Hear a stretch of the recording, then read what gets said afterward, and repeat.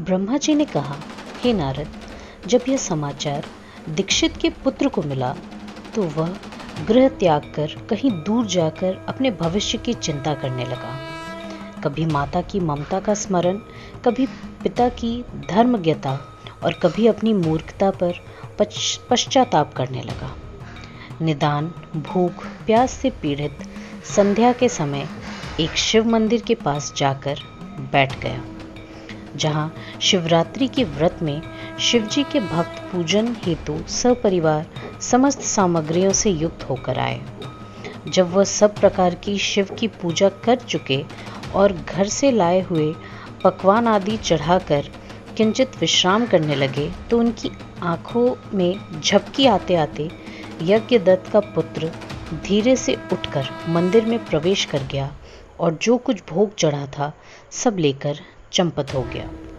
किंतु उसी क्षण उसके पैर की धमधमाहट सुनकर वे सोए हुए लोग जाग उठे और चिल्लाते तथा दौड़ते हुए उसका पीछा किया।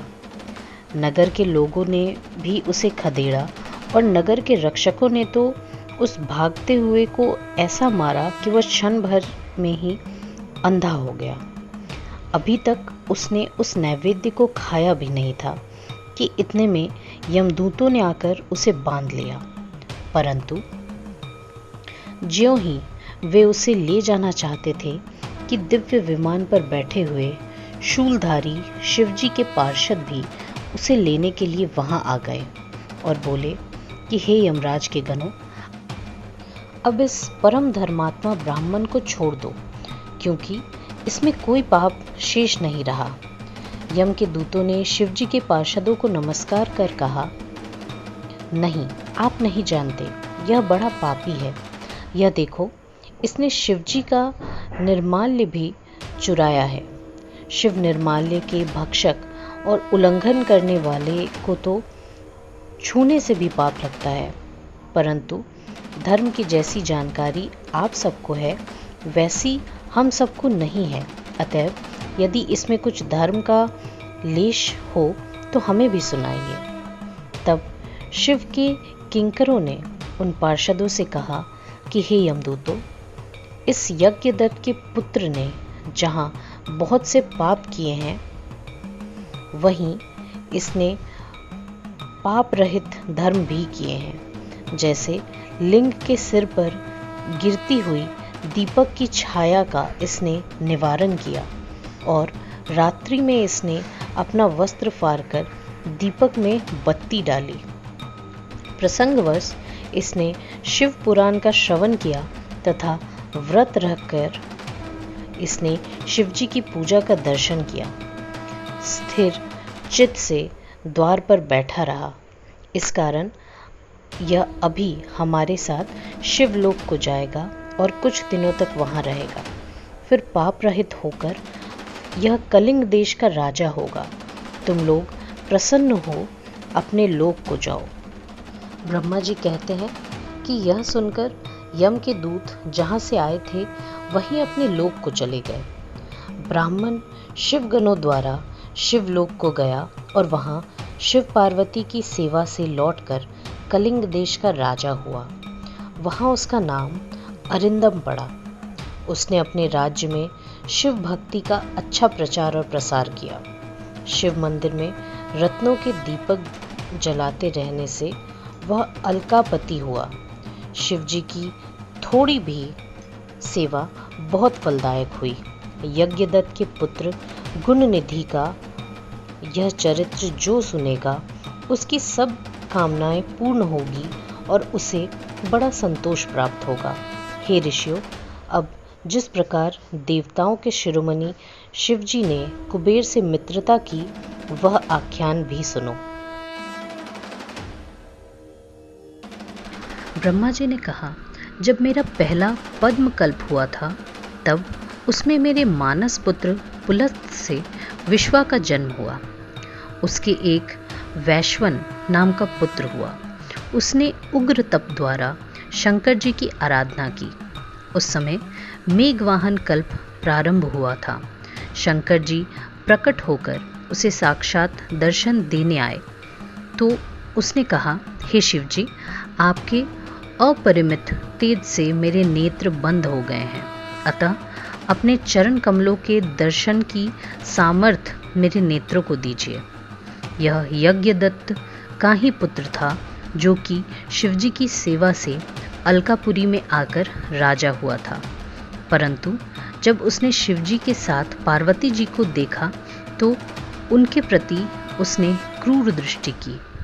इससे उसका बायां नेत्र फूट गया।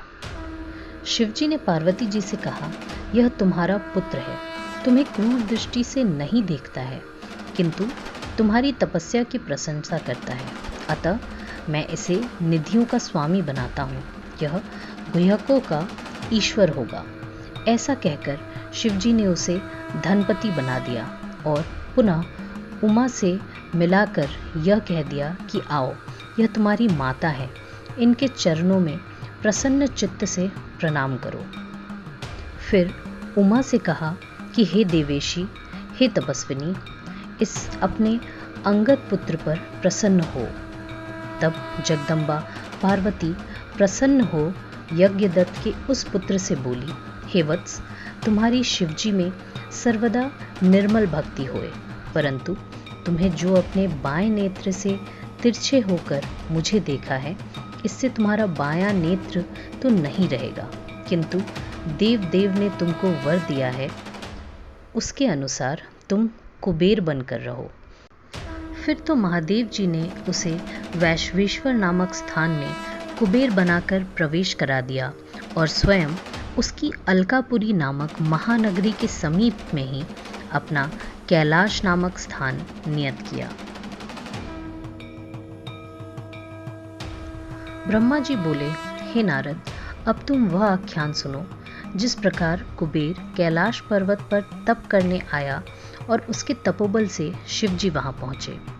कुबेर को कठिन तप करते देखकर ब्रह्मा के अंश से उत्पन्न रुद्र शिवजी की इच्छा से वहां जाने के लिए उत्सुक हुए और जोर जोर से अपना डमरू बजाने लगे, जिसकी ध्वनि त्रिलोक्य में व्याप्त हो गई। विष्णु और ब्रह्मादिक सब देवता वहां पहुंचे। शिवजी को आते देखकर महात्मा कुबेर ने आदर से उठकर भक्तिपूर्वक अनेक प्रकार की भेंटों से परिवार सहित उनकी पूजा की। फिर शिवजी ने विश्वकर्मा को बुलाकर कैलाश पर्वत पर अपने भक्तों और अनुचरों के लिए स्थान बनाने की आज्ञा दी। विश्वकर्मा ने अनेकों प्रकार के स्थान बना दिए। इस अवसर पर हरि की प्रार्थना से शिवजी बहुत प्रसन्न हुए। फिर कुबेर पर कृपा कर उसमें प्रवेश किया। जब शिवजी सिंहासन पर बैठे तो विष्णु आदि देवताओं ने अलग अलग स्तुति की। शिवजी ने सबकी कामनाएं पूरी की। जब सब देवता अपने स्थान को चले गए तब शिवजी ने मुझको और विष्णु को आसन पर बैठाकर कहा कि हे हरि, हे ब्रह्मा, तुम दोनों मेरे अत्यंत प्रिय हो। अब तुम लोग निर्भय होकर अपने लोक को जाओ। मैं तुम्हारा सुखदाता हूँ और सदैव तुम्हारी देखभाल करता रहूँगा।